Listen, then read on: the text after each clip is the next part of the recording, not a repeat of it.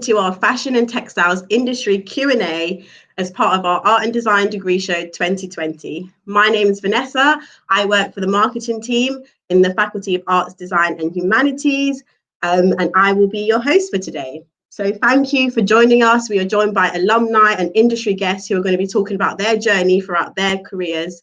And we're also going to be answering all your questions towards the end of the live stream. So please leave us a comment or a question, and we will do our best to get back to you. So let's get straight into it and let's introduce our panel. So can we just go around everybody, and can you tell me your name and your job role, please? So let's start with you, Jessica S. Hi, I'm Jessica Shailes. I run the Ideal Marketing Company and I'm head of digital marketing there as well. Thank you. And Jessica M. Hi, I'm Jessica Mitchell. I'm head of design at Brandix Lingerie. We are a manufacturer of lingerie to multiple brands. Great, thank you. And Terence? Hello, everyone. I'm Terence Senford. I am, as I just said to the guys about 10 seconds ago, I'm a bit of a bum right now. No, I'm an independent creative, but formerly head of design at Hugo Boss. Great, thank you. And Stephanie? Hi, everyone.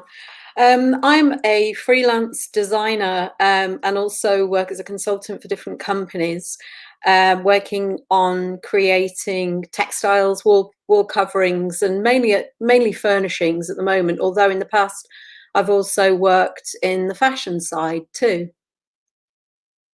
Great, thank you. And Sam? Hi everyone, I'm Sam Pearce. I am currently Creative Design Manager out of Europe for New Balance, and I'm also an ex-De Montfort student. Great, thank you. So this is our panel for today, and I'm really excited to hear from everybody. Just a reminder, please send in all your questions, so at the end we can try our best to answer as many of them as possible. And also a reminder, if you haven't already, please check out our Art and Design Degree Show 2020 Instagram. It's at DMU Degree Show, so you can see all of our student work. Thanks, and then you can see down below, and we've put it there for you, so do go and check it out if you can. That would be great. So let's get straight into it. Let's go into a little bit more detail and see, you know, the different journeys that everyone has been through, and yeah, let's just get straight into it. So Jessica S, can we start with you? Can you tell me a little bit more about how you got to where you are today? Yeah, well, my career definitely hasn't been linear. It has, when I finished university, actually the job that I've been doing for the last 7 years didn't exist, which was in digital marketing, and even from year 1 to year 7, those look very different. I originally got into marketing because I was really fascinated by the human mind and how humans work, but I did not fancy the long drawn out study process that a psychologist goes through, and I wanted to make more money more quickly. So my career counsellor suggested advertising, and I went and did a very vocational course in advertising and marketing that's supposed to go straight into the advertising industry, and then often does. But by the end of that, I decided that I didn't want to work in advertising and instead worked client side in marketing, which means you work in the brand rather than in an agency for a few years. And that's where I learned website design, social media, email marketing. It was all quite early those days. There wasn't really any formal training there. I had the background in marketing, but all the digital marketing stuff I learned as it developed. There was some formal training, but a lot of it is really experimenting, figuring out what works, because these were all kind of evolving and quite early on. I also then went to South Korea for 2 years, but continued to learn more about website design, continued to experiment. And by the time I came back, I was teaching English for 2 years in South Korea. I set up freelance doing website design and social media, and also ran an e-commerce company selling hair products and makeup to redheads, and set up Redhead Day UK. So these things in different directions actually might seem like they're diversions from the marketing career, but they gave me opportunities to experiment and are still have provided skills that I still pull upon on a day-to-day basis now, and have allowed me to do what I do. I then set up freelance, but actually that isn't the company that I now run. I was a sole trader, and then I joined the agency, the Ideal Marketing Company, about 7 years ago as their head of digital marketing, and took over last year as managing director. My day-to-day job now does involve, as managing director, does involve things beyond marketing, but I still continue to, in order to continue to evolve in marketing, I have to keep taking courses, we have to still carry on experimenting, and that will never stop. But I'm still fascinated by how humans work, and I this year took a course in digital design psychology. So that's fusing together psychological models and digital design, and these sorts of things are going to continue to happen. So yeah, that's how I've got to where I am, a bit of a roundabout way. Well, thank you for that. I think that's really interesting. It's good to hear all the different ventures that you've been involved in. I think a lot of students will probably be able to relate to that, because I think a lot of students also think whatever they've got their degree and they have to go into, that career. But, you go through all these different experiences, like you going off to South Korea, that's amazing. You learn something new and you can kind of take that with you, and then you can kind of venture off into all these different avenues. So yeah, that was really, really good to hear. Thank you.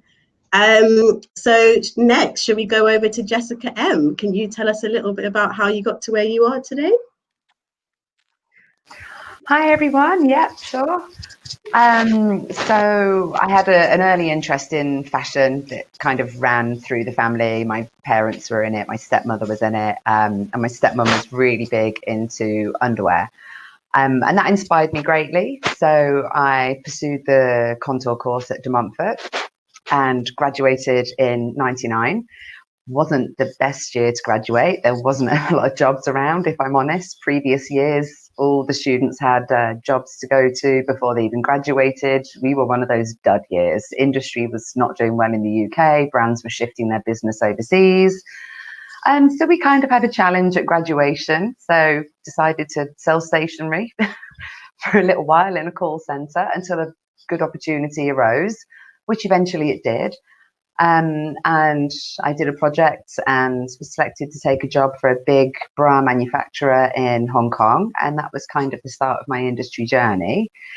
And it was kind of a time when factories were also transitioning. So factories weren't just factories anymore. They were at that time transitioning into being kind of offering end-to-end solutions. So offering design solutions and support throughout the process. So I was lucky enough to gain a placement at Hop Lun in Hong Kong, and kind of took it from there, designing for multiple European brands, catering, trying to fill orders for our factories.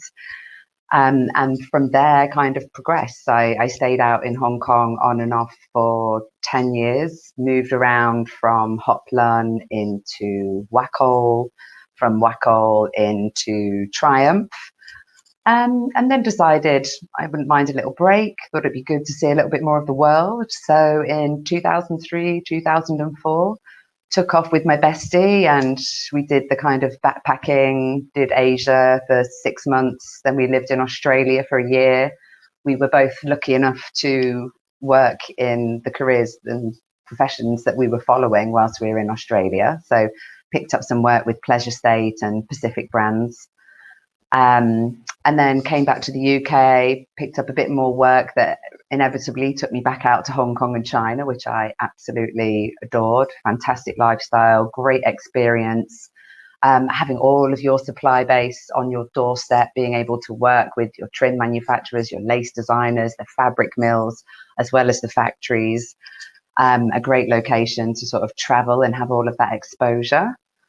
So I did a few more years in Hong Kong and China. Worked for Shadowline, which was a Leicester-based company, for quite some time, kind of integrating, transitioning really what the designers in the UK were looking for, and guiding the teams in China how to interpret that information accurately and give samples correct first time, putting in processes, things like that. And basically educating and training the teams. And that was a really, really good training grounds. And then decided to move out from Hong Kong after many years, try somewhere new, and targeted Sri Lanka, knowing that Sri Lanka was really big in manufacturing. They have a lot of skill. They work with a lot of key brands around the world. And I've been here now for 9 years working for Brandix Lingerie. Again, it's a huge corporation across multiple categories. I think we employ about 60 to 70,000 people, obviously mainly factory based, but across all the categories, we kind of pride ourselves on giving inspired solutions. So that might be the service, it might be the production models that we follow, but critically, it's about developing products for the big brands that we work with, from Victoria's Secrets to Calvin Klein to Marks and Spencer's, Etam, just many, many brands. And that's been a really interesting, dynamic and challenging journey, because we established that from scratch. When I started 9 years ago, we were purely manufacturing tech packs. Now we are doing research, creating product strategies. We've moved into innovation and R&D, and we create end-to-end solutions for our brands. And we win launches. And at the moment, we generate now about 20% of our business. So it's been a slow journey, but a really rewarding one. And that's kind of where we currently sit today. Thank you for that. That's really interesting. You're very well traveled. It's amazing. So yeah, it's really good to hear about that. Yeah, it's good to hear about your experience on that international level. So just a reminder to anybody who has any questions, please send them in, and we'll do our best to answer them as soon as we can. So let's move on then. Shall we go to Terence next? Yeah. Hello. So, yeah, I share the situation with Jessica. I graduated also in 1999, so it's a little while ago, to say the least. And yeah, I kind of fell foul to the same drought that was happening at the time. So I studied at London College of Fashion. So I began the HND there, but also I moved on from the HND after 1 year straight onto the degree course, and yeah, did the 3-year degree, came out of that, and yeah, there wasn't a lot going on. So I actually I was already working in retail. So I moved into retail management while taking on at the same time some freelance jobs here and there. And actually they were free in the truest sense of the word, as in all but one of them was paid. And ironically, I can only remember one of the companies I actually worked for. I had no clue about the others. But subsequently, a few years later, I think it was 2 or so years later, by virtue of me having done an internship at Oswald Boateng during my studies, I always kept that link open. So I was always in touch with the designer there and everything. And yeah, next thing I know, I'd had enough of working in retail, like dealing with customers and complaining and all of this sort of thing. And I decided to leave. And the day after I left, I got a call saying from the head designer, "Terence, I need you in Paris." I was like, "I'm there." That was a Friday. By Monday, I was in Paris. I remember it clearly at 12 o'clock to help them prepare for their collection, their fashion show at that time. So I spent a week there. Amazing experience, got involved in everything, got to be part of the whole setup of the show, organizing collections, casting models, etc., etc. Needless to say that was a success, and I was just truly in my element there.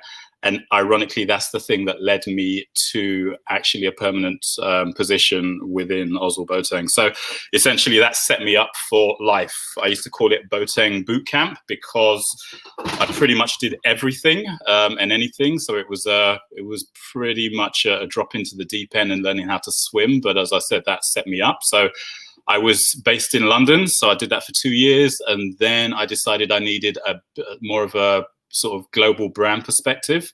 So next thing I know, I found myself in France, in the south of France, working for Rip Curl, which is a sort of surf and lifestyle company. So I did that. I was there for a year and then got headhunted by Adidas and moved to Germany. And my life was split between Germany, London, and Manchester or Stockport. And that was the first time I moved into sort of a senior position and was responsible for teams and leading almost exclusively sort of creative direction and the visual look and feel to the actual collection.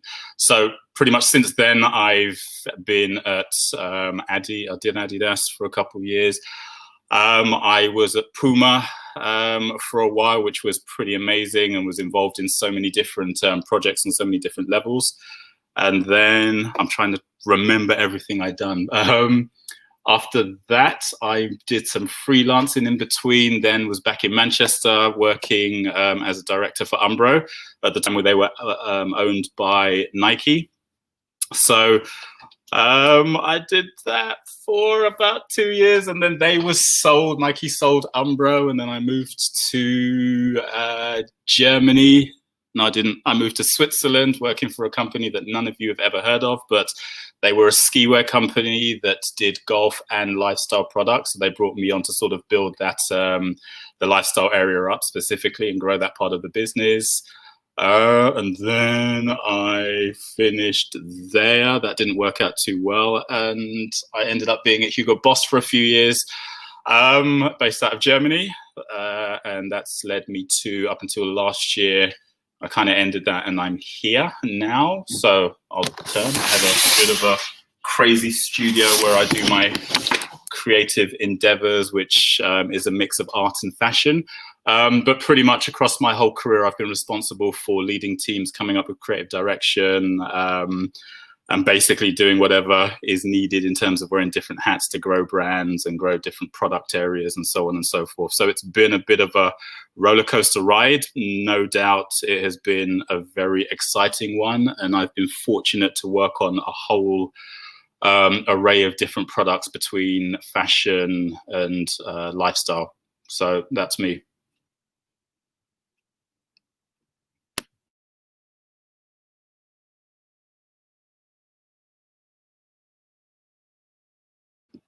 I won you. It happens to all of us.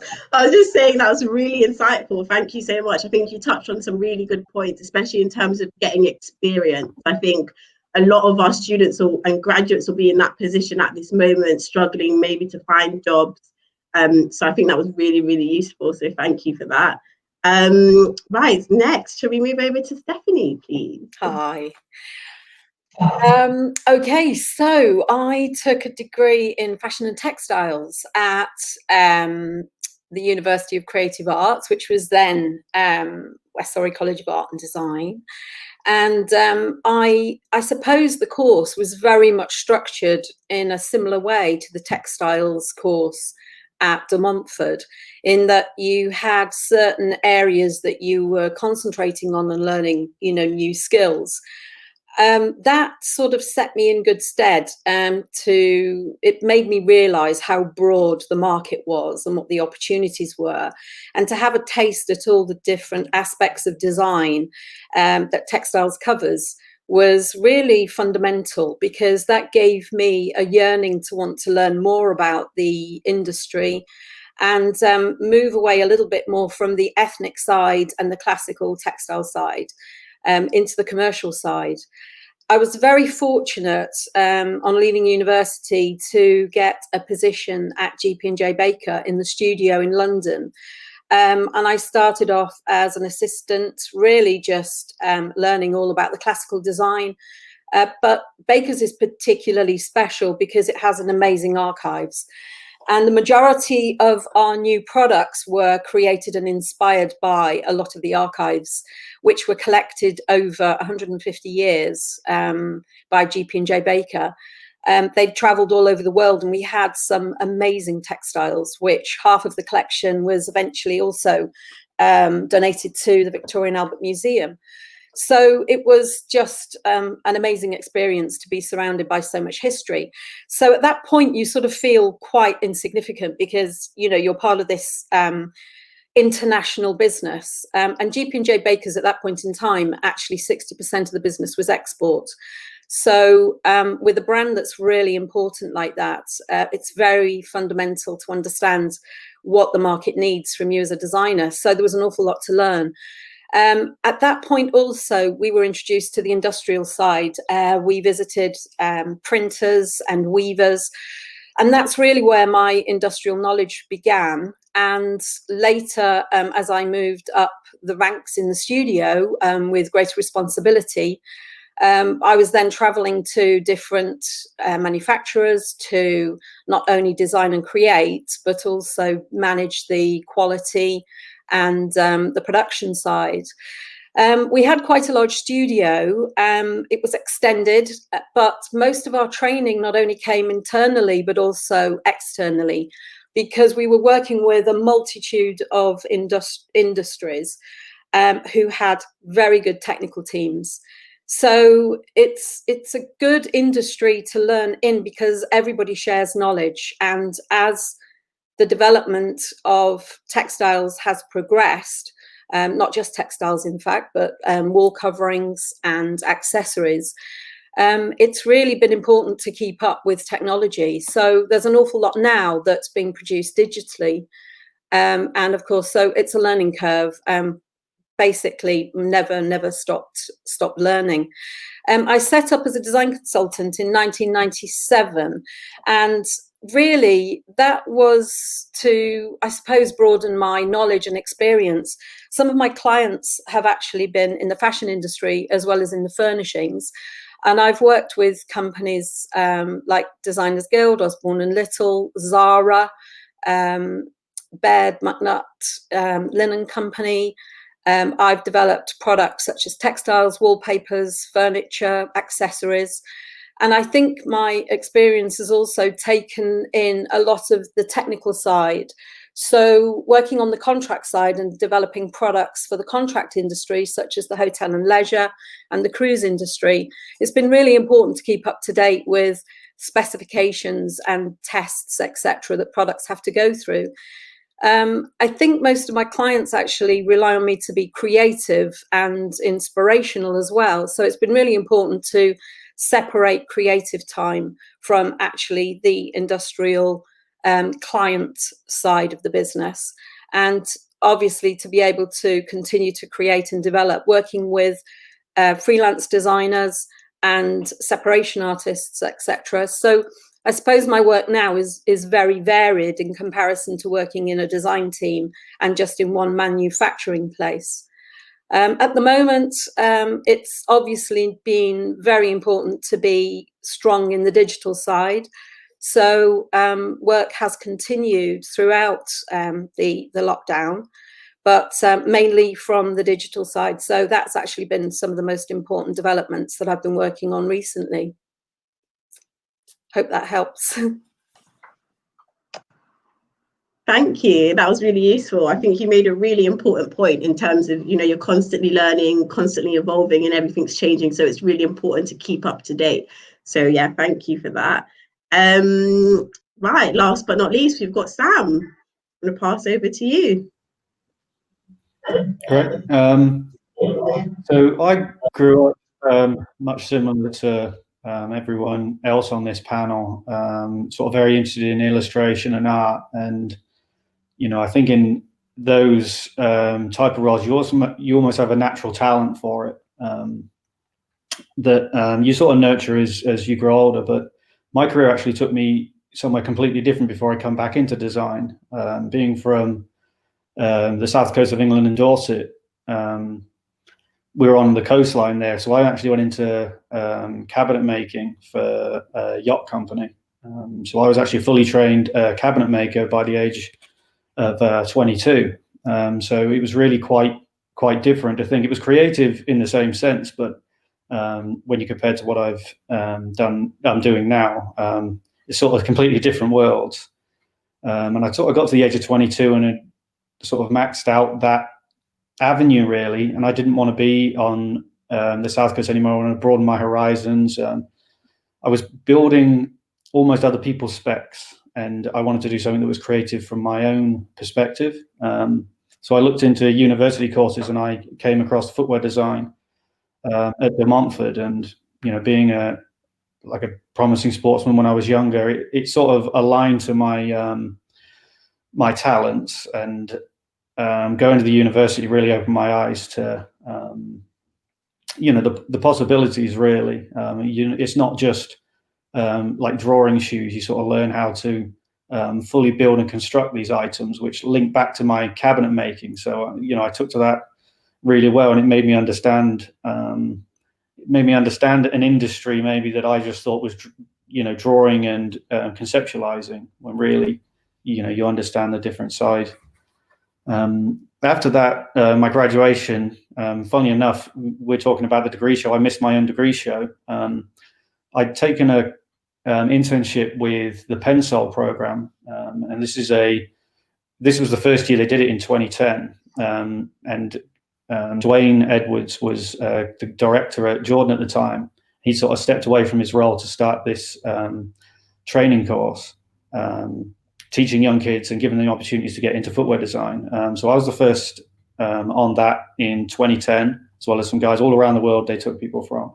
And that really changed my thinking. It was sort of on the Nike campus over in Oregon. So you spent a couple of months out there working with those guys, and it really quite inspirational. And when you see what they've done with their program and how that's grown over the last 10 years, it gives really good opportunity to those kids that have left university and going on to the next stage of their career.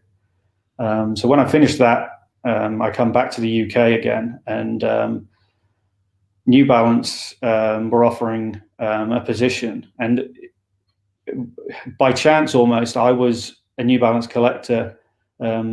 As you all are, you always have an interest with product in whatever field you're in. But New Balance was a company that stood out to me because of their UK manufacturing and supporting sustainability within the UK. And so they're based up in Manchester, where I am now. I've been at the brand 10 years. So it's funny how things happen almost. You have that light bulb moment you have to wait a long time for. I put 7 years into like retraining from something new, and then having the opportunity to work for the brand that you like the most. So I started as an associate designer, and then worked up through to now being a creative design manager out of Europe. In a 10-year period, I'm the youngest in the company to do this role, and I'm a historian due to the collecting sort of side of things, and a voice for the brand. So you don't have to think your career goes down one path necessarily. These things happen naturally. If you have that passion and drive, it can make a lot of difference. So that's where I am. Thank you so much. That was really good. I really like that, because our students need to hear that sometimes. It's never too late, to kind of follow your passion and follow, where your heart, listen to your heart sometimes. It's not always listening to your head. So yeah, that was really good. Thank you. Right, so let's get into some questions. If you haven't sent in any questions, please send them in. This is the perfect opportunity, to hear from our panelists and get any advice that may help you. So we've got our first question up on the screen already from Red. Hi, thank you for the live stream. Do you think it is mandatory to go on a placement in between university years, or is it better to travel after studies?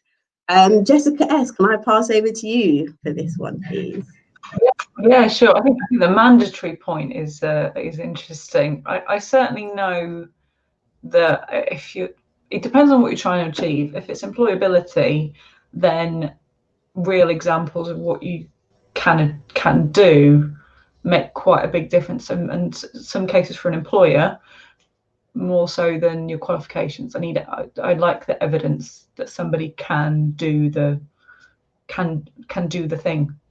So personal projects is something that can be really, really important as well. Like you got what might be involved in your studies, but an awful lot of what has made me employ people over the years have been the things that they've messed around with or had as side gigs that have been them learning and developing and showing what they could. If they haven't been given the opportunity in the jobs that they've done, they've still gone out there taken the initiative and just gone and done something. So to make somebody more employable.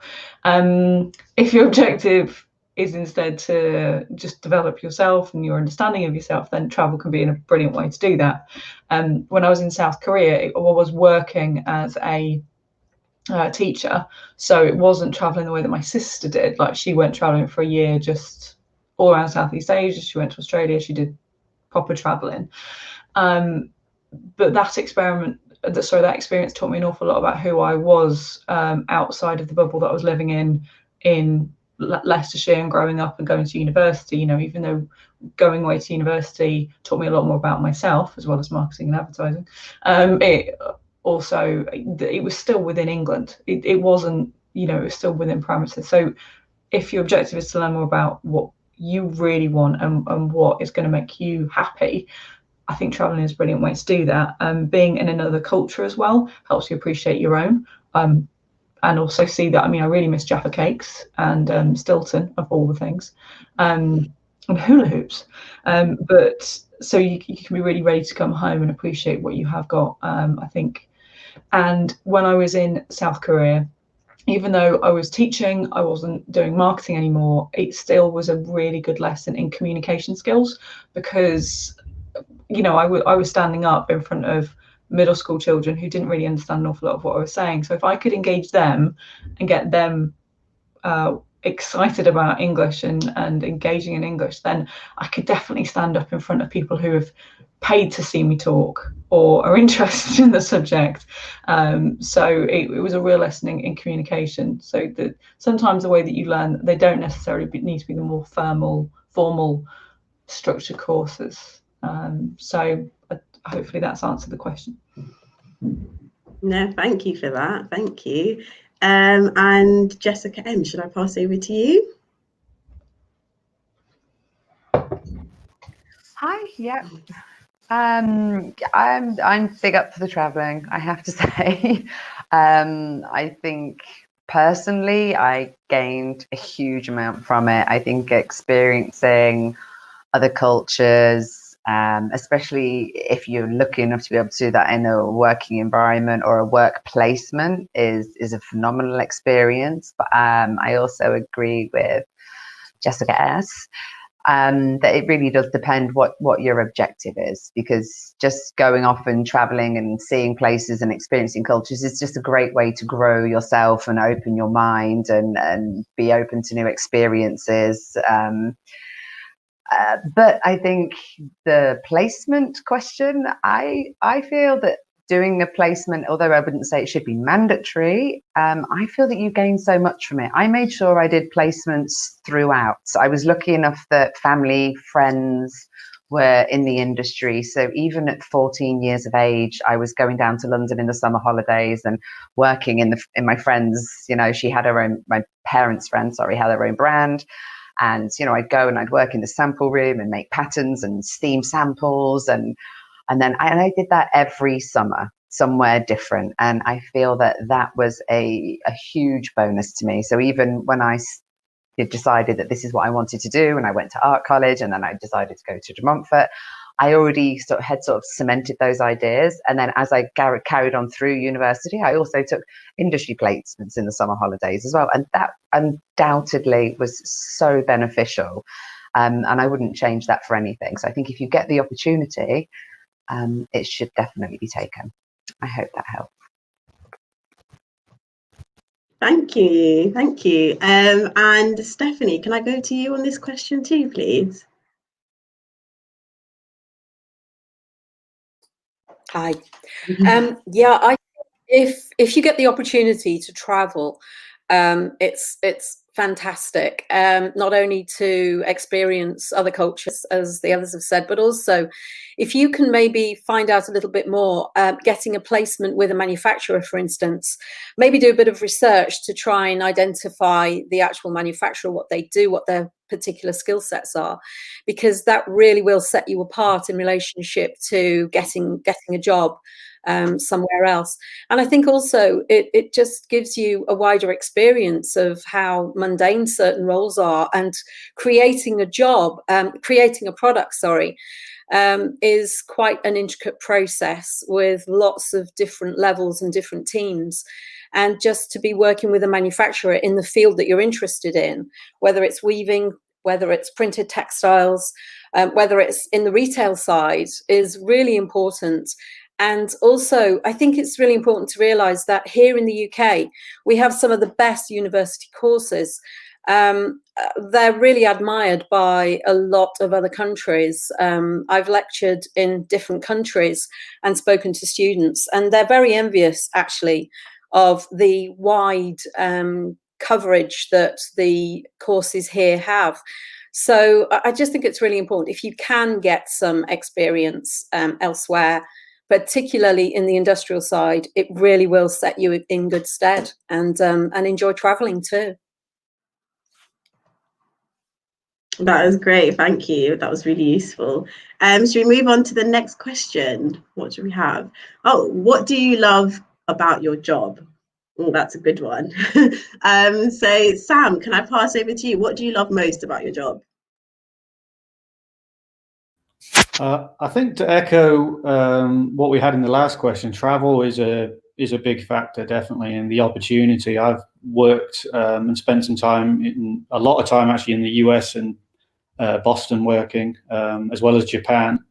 And obviously we have factory trips and things like that. So travel is definitely a big part of it. I think me personally, I'm a bit of a nerd when it comes to the brand. So sort of when I started, there wasn't really any like recorded history of the brand, and they didn't keep a lot of samples. So I spent a lot of time creating an archive to actually work from that. Now the brand and other areas of the brand have been using to build new products. So I think the message there is almost, you can, when you get in those roles, you can find little niches and things that you're passionate about that you can make your own.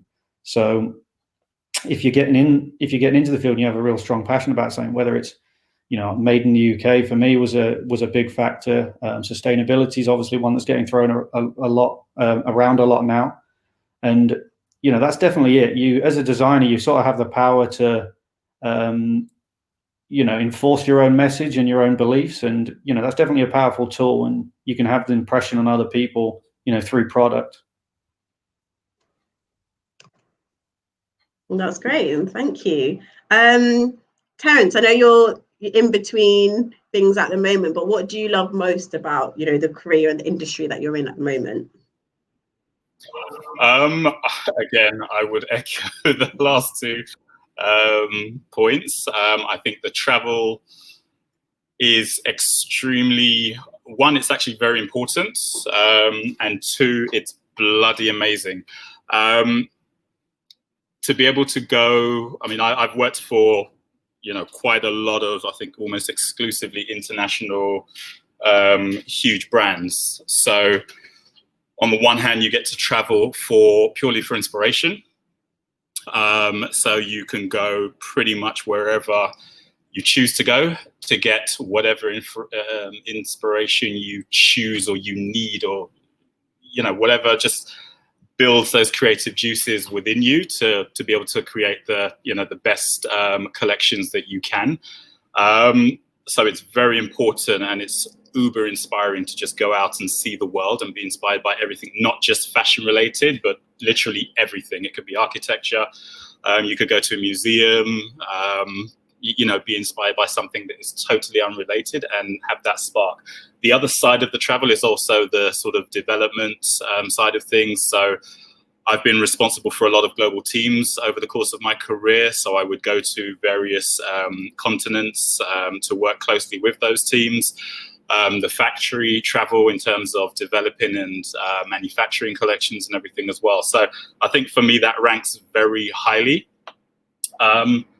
But just to be able to work with different people across many different cultures, as creative as you think you are, it never compares to working with a bunch of other creatives, whether they be designers, product line managers, garment techs, garment developers, and so on and so forth. It's just when you come together and it becomes a melting pot of ideas, it just serves to push you so far out of your comfort zone that all you can do is sort of grow with that. So for me, it's, yeah, I've just been super, super inspired by all of the people that I've worked with and managed and led and have been managed by over the years, and especially sort of the younger guys that come into the game that are, you know, really, really hungry and everything. So for me, those are the number one or number 1 and 2 areas. Otherwise, again, I've been fortunate to work on so many different product types across high fashion, across lifestyle, sportswear, and so on and so forth. So for me, yeah, this is one of those realities of the, you know, having the best job in the world. I'm all about creativity and I'm all about working with people. So for me, that's paramount. So yeah, hope that answers the question. That's great, thank you. It's great to hear you love your job so much. It's so nice to hear that. You can hear the passion, you know, in your voice as you're talking about it. So it's really nice. Okay, shall we move on to the next question? What would you be doing now if you were me? Yeah, I've read that right. So this is to our class of 2020 graduates. What advice would you give them? So can I go to Jessica S first to answer this? Yeah, obviously, because I've done marketing, it's not specific to you know, fashion and textiles. It's to anybody. I think take responsibility for, I suppose, your own progression. Because particularly at the moment, I think it's very clear that at the moment we don't know what's going to happen next, but we never do. It's just that right now there's more of an awareness of it, that we don't know what's around the corner, but we never really do. I've talked earlier about how my career wasn't particularly linear. I tried loads of different things, and it's weird where the opportunities came out of. I didn't know that the outcome was going to be what it was, but I was in the right position, and this is what I've seen with other people who are successful, putting yourself into a position to do your best, find out what your strengths are, and then the opportunities just have this habit of kind of cropping up. So I talked about personal projects earlier. Find something that you're interested in, experiment and play and do something on the side. And that's what I mean by taking responsibility as much as you can do for things, rather than waiting to be given a job or be given the job that allows you to show what you can do. Take responsibility for proving that you can do something, because then when that opportunity comes along, you can demonstrate it, whether that's in an interview or whatever else. You've got evidence, and it means so much more to an employer, or even if you just set up by yourself, you know, you've got more confidence in what you're able to do. So that's what I'd say for any graduate of 2020. Take responsibility for your progression in the future and play with what's available and what's out there, and build your skills that way. Thank you. That's some great advice. They're definitely going to need that with everything that's going on for them at the moment. So next, we'll go to Terence to answer this question as well.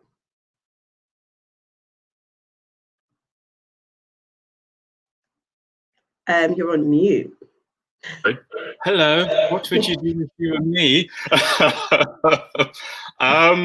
Okay, so I mean, I've been slightly exposed to this many years ago when I graduated, and it doesn't even compare. It's not even anywhere on the scale as it is now. We didn't really realize at the time that there was sort of a drought, if you like, but you know, one of the things. Okay, let's take this from another angle. You've got two choices basically. One, you can scream and go, oh my God, I didn't get a chance to show my collection the way I did. What am I going to do? What am I going to do? I can't get a job and all of this, and, you know, back yourself into a corner. Or you can look at this as an opportunity to effectively break the rules. And it's one thing I've been able to do over and over again. You know, even working within the industry, there's this linear way that you should approach design and, you know, approach portfolios and approach looking for jobs and all of this sort of thing. I don't know, I'm leaning this way all the time. At the end of the day, we don't know what's going to happen in the future. There are many experts that will say, oh, well, it's going to be like this, and it's going to be like that. And there's, it just amounts to speculation. The reality is there are more graduates every year. If you think of yourself on a global scale, there's more graduates because there are more courses that are developed on a yearly basis. And if this year is anything to go by, there are less jobs. Especially in the graduate area, there's a lot of training schemes that are put up. Those have obviously been reduced. You're still in a good position because as a graduate and as a junior-based designer, there are still more jobs available than if you go higher up the scale into, senior designers, heads of designers, and so on and so forth. The reality is also, because of the uncertainty, it gives way to a lot of innovation and new ideas. Now, from my experience, I can tell you the people that come with the new ideas most are the younger designers, the more junior designers, the interns, and so on. If I were you, I would be leveraging that. I would be experimenting. I would be trying to make mistakes and learning by them. But even when you're talking about going out into the, into the workplace and trying to find jobs and everything, there's normally 3 routes to take. One is going online on job sites. Another one is going through agencies and headhunters and so on. And the third one, which is very underrated and seems to scare a lot of graduates, is contacting designers or companies directly.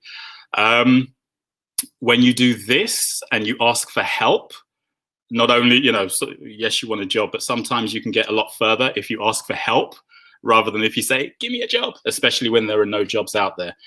You'll be surprised the amount of people that we would be willing to help and give you advice, look at your portfolio, and so on and so forth. So it's just about you coming out of your comfort zone and trying to figure out a way in. And sometimes to go around the back, as in through the back door, is a lot easier and more beneficial than trying to go the route that everyone else is going, because at the end of the day, you're putting yourself up against, a global graduation cohort, if you like, who are all trying to get jobs and who are all very concerned and maybe slightly dismayed about entering the marketplace. So, that's one way.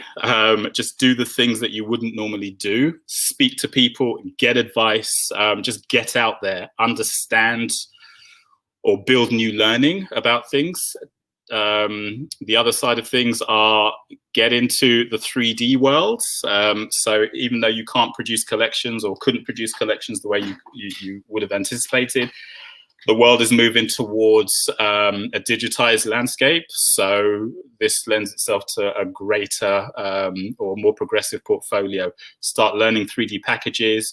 Do that in tandem with experimenting with, whatever you have at home and just breaking those rules to create collections to show a new way of thinking, because the industry is probably more ready for that than ever. So that would be my advice if I were you. Thank you. That's good advice. Thank you so much. Stephanie, can I pass over to you to answer this question as well, please? Yeah, sure. It's always been an important period to actually find time to be innovative and create and just free the mind, really. And this is a great time to do that. But at the same time, also, I would suggest that maybe graduates, students focus on where their passion is, what they're particularly interested in, and find brands that they could focus on too. And when I was working in the fashion side and I was working for a manufacturer, developing new ranges, which were sort of 2 years ahead. Obviously, we're all working 2 years ahead. What we used to do was we used to focus on certain brands, split the design team up, and we would actually divide responsibilities to focus on certain brands and to profile them and to really imagine you were the design director of that company. You were in that design team. and trying to anticipate, where is that brand going? Where's its market position? How does it compete? Who are its competitors? You might not know that information literally at this point in time, but you could probably have a good guess at it, and then try to create a range of designs or ideas moving forward, and just really be brave and use this opportunity to just focus on that. I think it's difficult because you're probably going to be working in isolation, or maybe you could pair up with somebody, but it's a really good opportunity for you to be innovative and use this opportunity when companies, some are still on furlough, design teams are just getting back into the studios, some have been working right the way through. But some of the collections are backed up. So some things aren't going to be launched until January that were supposed to be launched in September, etc. So it's a good time to really focus on being creative, I think. And that would be my advice if I were you. Just have a go at that. Great, thank you. That's some good advice across the board there. That's great. Thank you so much. Should we go to the next question? Oh, great. So from Helen S. Hi, smiley face. I would like to know, what are some of the best ways to promote my work and collection? Thank you. Thanks for sending in your question. Sam, can we go to you to answer this one, please? Yeah, sure. Well, I think more now than ever, we're living in the digital age, and I think that if the last 6 months or anything to learn by, is we got to think differently. And in my job, even the office has been shut for so long. Everything's been done. Everything's been done over camera, over email now more than ever. And I think that's something we have to consider from the point of view of how to promote your work, and you have to use those platforms, probably that are available to you. The accounts like Instagram and the accounts like YouTube, even, and making live blogs and things like that about what you're working on, and get some traction there, I think is vital. I know there's been on Instagram specifically, there's been some De Montfort programs set up from the footwear point of view where they're now sharing the work. So the whole community sort of got together on the course to co-share their work out through that platform. And I think, that's really great and innovative that you can group together and create a larger community, because you saying something as one person compared to the whole group, you're going to reach a lot more people. And it's something that you can build on in the future. Maybe that's something that the course can go down that road of, and you'll get used to sharing things digitally. And I think that's something everyone's got to get used to, for sure. Yeah, thanks for that. That's a really good point, because social media is constantly evolving and changing. I remember a time where there wasn't even an Instagram, and now it's like the main platform that everyone's using. And now there's TikTok, and there's all these different things. So it's always good to kind of keep up to date with, what's new and current, and, try and use that as a way to promote your work. Can we go to the next question then? What skills have you found vital to your job? Oh, so who should we go to for this one first? Jessica M, can I come to you on this one, and then we'll go to Terence? Yeah, absolutely. Yeah.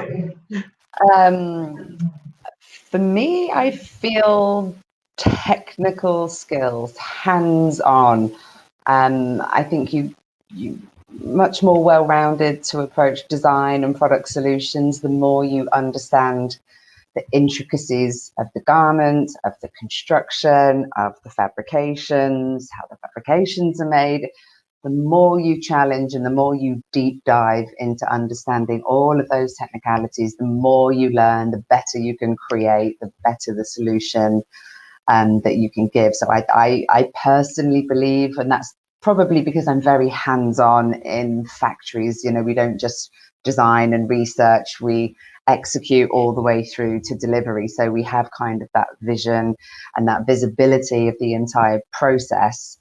And I feel from that, I personally have learned a great deal, and that has enabled us now to bring much more solid solutions that are viable, that are tangible, and that we know that we can execute fully.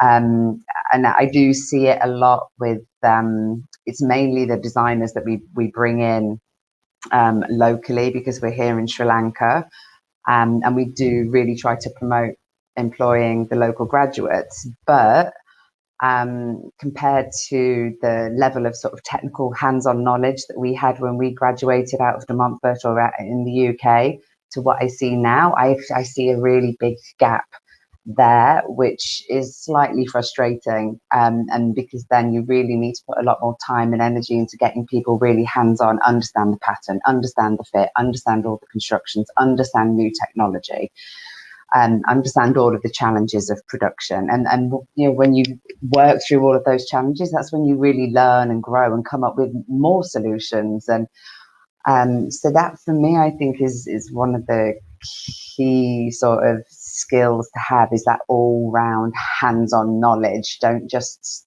sit and create beautiful pictures and drawings. Understand everything that is involved in that process of actually bringing it to life, and it will benefit you no end.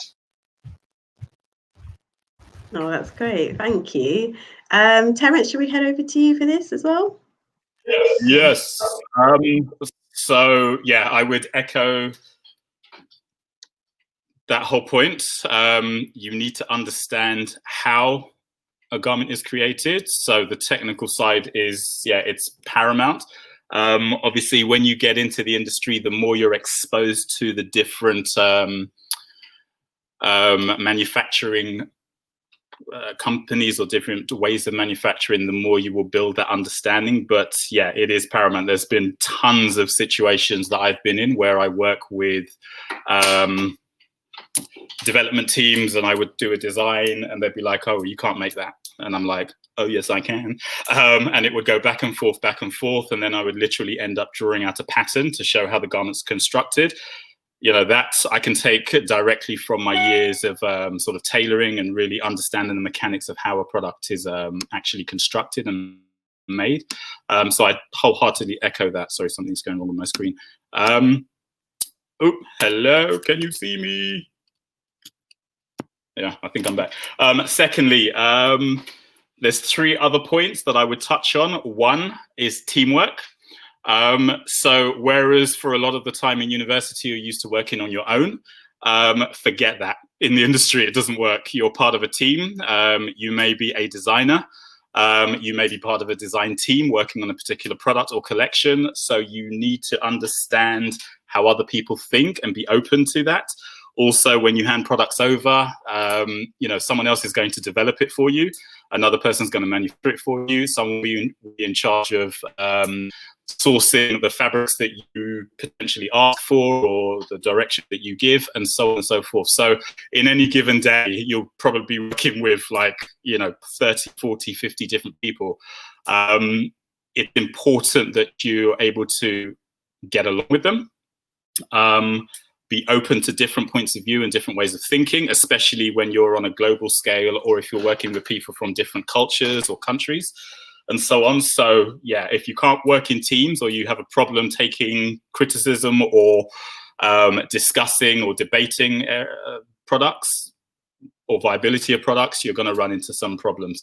The other side, which is very, very important, and it's a lot that designers miss, is understanding the business side of things. So we're not in the business of just drawing a pretty picture because I like it. You are given a brief.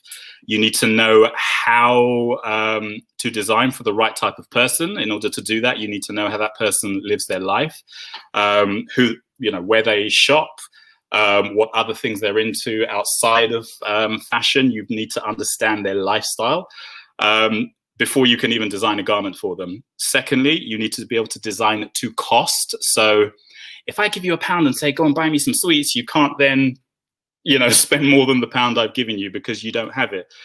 So you need to understand, right, what are the components? How much do those different components cost?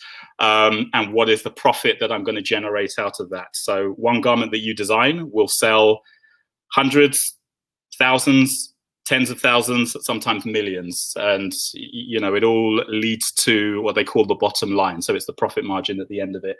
And then the last thing for me is understanding the competitive landscape. So we're in fashion, but fashion doesn't drive fashion, if that makes sense. The inspiration comes from everywhere. And it's a great skill to be able to be a sponge and take in things, but also take in things that you wouldn't necessarily have gravitated towards in terms of an interest. You need to, embrace those things that you know nothing about in order to become a better, more effective designer. Fundamentally, you don't design for yourself unless you've got your own brand and you're your muse. You tend to design for someone else, so you need to be less narcissistic, for want of a better term, and you need to get into the mind of the consumer. Thank you. That's really good. Right, I think we're running out of time now, actually running over. So just a reminder before we go to please check out our Class of 2020 work on our Instagram account at DMU Degree Show. There's lots of work on there. We've had some Instagram stories takeovers by our students, so please take a look and we hope you enjoy it. I want to thank our panel today for joining us. I've really enjoyed talking to you all. It's been really great, inspirational, some great advice, and I hope everyone at home has enjoyed it as well. So thank you. We hope it's been really useful and enjoy the rest of your day. Bye.